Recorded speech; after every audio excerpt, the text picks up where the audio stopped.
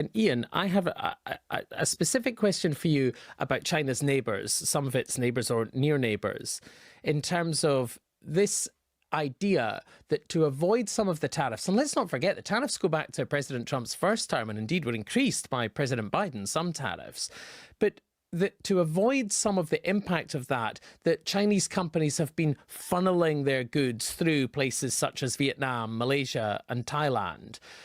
So I just wonder what now, not just for China, but in your view, Ian, for those economies, I mean, how damaging is what's happening now?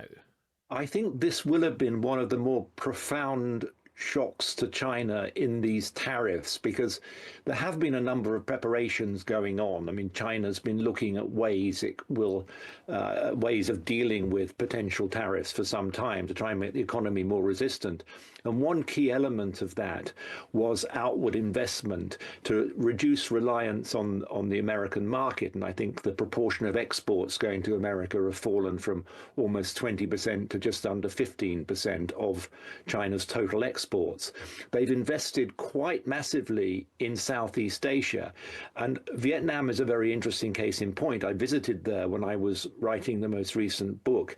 And it's surprising, given the history, quite a hostile history between those two countries, that China had become one of the biggest investors in Vietnam.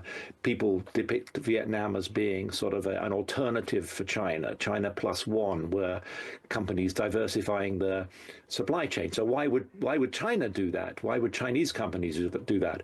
Well, the answer was that a lot of those factories were merely bolting together Chinese components. They were an extension of the Chinese supply chain. So these were assembly centers for Chinese components, or they were simply places where they were relabeled as made in Vietnam.